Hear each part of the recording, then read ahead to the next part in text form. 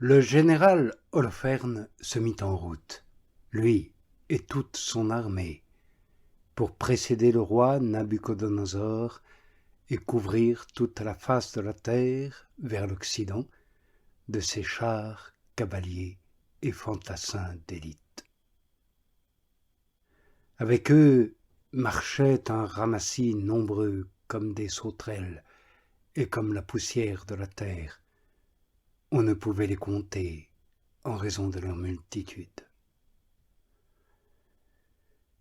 Ils s'éloignèrent à 3 jours de marche de Ninive en direction de la plaine de Bechtilet, et de Bechtilet ils allèrent camper près de la montagne qui est à gauche de la haute Cilicie. Prenant toute son armée, ses fantassins, ses cavaliers, ses chars, Holoferne partit de là pour la montagne. Il pourfendit Foud et Loud, pilla tous les fils de Rassis et les fils d'Israël qui étaient en bordure du désert, au sud du pays de Chéléon, longea l'Euphrate, traversa la Mésopotamie et dévasta toutes les villes élevées qui dominaient le torrent d'Abrona jusqu'aux abords de la mer. Il occupa le territoire de Cilicie, tailla en pièces tous ceux qui lui résistaient, et parvint aux confins de Japheth, qui est vers le sud, en face de l'Arabie. Il encercla tous les fils de Madian, incendia leurs campements et pilla leurs enclos. Il descendit dans la plaine de Damas au jour de la moisson des blés, incendia tous leurs champs, livra à l'extermination le petit et le gros bétail, dépouilla leurs villes, passa leurs plaines au crible et frappa tous les jeunes gens du tranchant de l'épée. La crainte et la frayeur qu'il inspirait fondirent sur les habitants du littoral qui étaient à Sidon et à Tyr, sur les habitants de Sour et d'Okina, sur tous les habitants de Djemna, et ceux qui habitaient à Azoth et à Ascalon eurent grand peur de lui. Ils lui envoyèrent des messagers, porteurs de paroles pacifiques. Les serviteurs de Nabuchodonosor, le grand roi, nous voici présents devant toi, fais de nous ce qu'il te plaît. Vois nos chaumières, tout notre sol, tous nos champs de blé, notre petit et notre gros bétail, et tous les enclos de nos campements sont à ta disposition. Use de cela comme il te plaît. Vois, nos villes et leurs habitants sont tes esclaves. Viens et traite-les comme bon te semble. Ces hommes se présentèrent à Holoferne et lui rapportèrent ces paroles. Holoferne descendit vers le littoral, lui et son armée, mit des garnisons dans les villes élevées, et il prit comme auxiliaires des hommes d'élite. Ils le reçurent, eux et tous ceux du pays d'alentour, portant des couronnes et dansant au son des tambourins.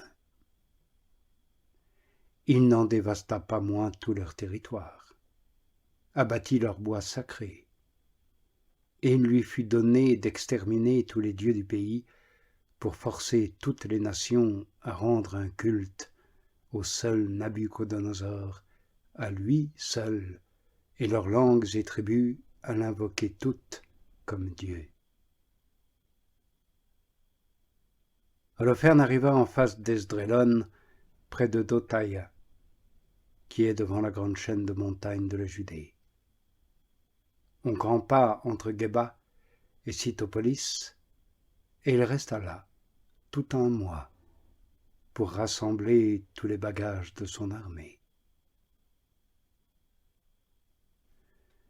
Les fils d'Israël, qui habitaient en Judée, apprirent tout ce qu'avait fait aux nations Holoferne, le général en chef de Nabuchodonosor, roi des Assyriens, et de quelle manière il avait dépouillé tous leurs sanctuaires et les avait livrés à la destruction. Ils furent saisis d'une très grande crainte à son approche, et ils furent bouleversés pour Jérusalem et pour le temple du Seigneur, leur Dieu. À peine en effet venait-il de monter de la captivité, et depuis peu tout le peuple de Judée s'était rassemblé, et le mobilier, l'autel et la maison avaient été consacrés après leur profanation.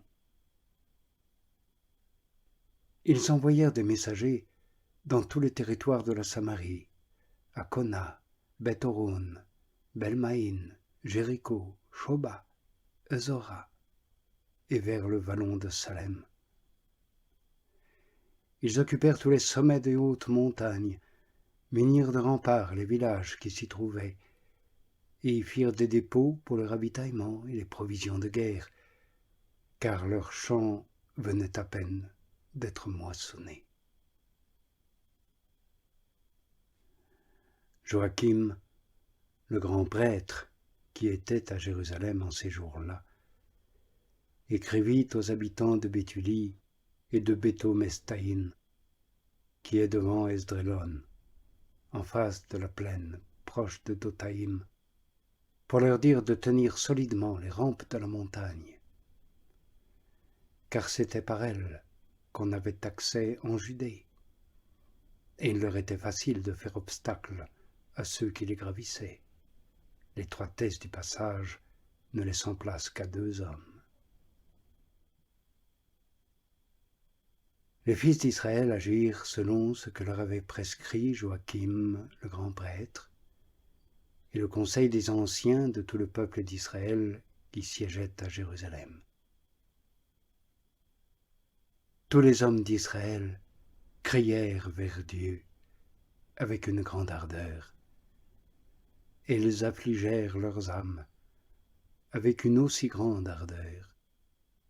Eux, leurs femmes, leurs enfants, leur bétail, tous leurs résidents, journaliers et esclaves, mirent des sacs sur leurs reins. Tous les hommes d'Israël, les femmes et les enfants qui habitaient à Jérusalem, se prosternèrent devant le temple, couvrirent leurs têtes de cendres et étendirent leurs sacs devant le Seigneur.